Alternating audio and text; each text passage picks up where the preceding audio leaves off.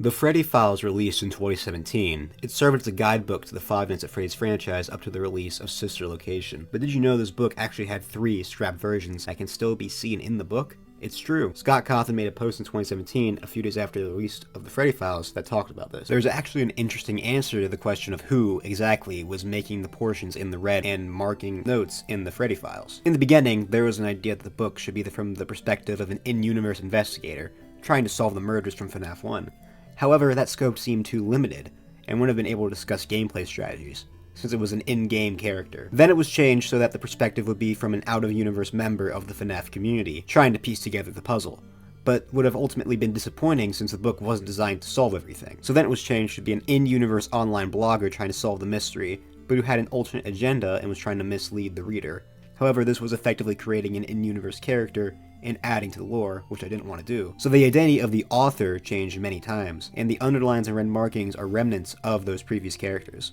2 in-universe and 1 out. 1 on a mission to solve the murders, 1 on the trail to solve the game, and 1 on a trail to deliberately mislead you. This is very interesting, as it means this book is some sort of amalgamation of 3 different concepts. So you might be wondering, why are you making this a full video? Sure, this is interesting, but wouldn't it better serve as a YouTube short? Well, here's why I made the video. I believe the in-universe investigator from the first version of the book may have been none other than the franchise's main protagonist, Michael Afton, and here's why. Scott said for the first version of the book, it would be from the POV of an in-game character. But for the third version of the book, with the in-universe blogger, Scott said he would be creating an in-universe character, and he would be adding to the lore, which he didn't want to do. The wording of this implies to me that the original version's protagonist would have been a character we already know about. And since this was around the time of Sister Location, there's only really 4 characters that existed at this time. That could be the investigator. William, Mike, Jeremy, and Fritz. Jeremy and Fritz worked at the FNaF 2 location. I doubt William would give a shit, so that leaves Mike. And that makes sense, doesn't it? Not only would he literally be an in-game character since he was solving the FNaF 1 murders, which I'm assuming is the missing night guards, so he would be in FNaF 1, which is the book's based on. But what's a better way to figure out what's going on with missing night guards than to become one yourself? And I know what you're thinking. Isn't that extremely dangerous and reckless? Well, yeah, but as Hanut says in Sister Location, Michael has a disregard for self-preservation. Further evidence is in the book itself. There are multiple red pen edits, and which character in the series is known for his red pen edits?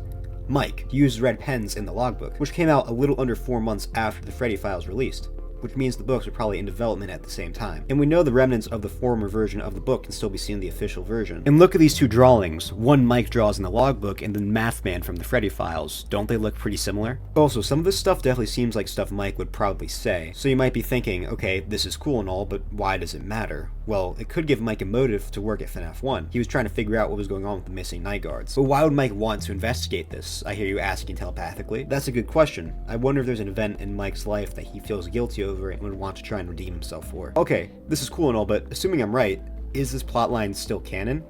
Well, I don't know. Technically, it is released content since this version of the Freddy Files can still be seen in book, but nothing since has implied that Mike worked at FNaF 1 to solve murders. But then again, nothing really says he didn't either. I guess there's that quote in the logbook where he says he worked at Freddy's for free pizza, but I doubt Mike would say, I worked at this place to solve the mystery of the missing night guards. So, I don't know. Let's just play around with the idea for a little bit. If Mike is working at FNaF 1 due to trying to solve the murders, what does that change? Not really much outside FNaF 1 itself, but if you do believe Mike is Fritz Smith or Jeremy Fitzgerald, it could explain why he was working at FNaF 2. He's trying to solve the DCI, and he uses the name of Afton's victims to cover. Maybe Mike Schmidt is the name of a DCI victim, who knows? This can play into the Immortal and the Restless as well. Mike relates to Clara, so she most likely represents Mike in some way.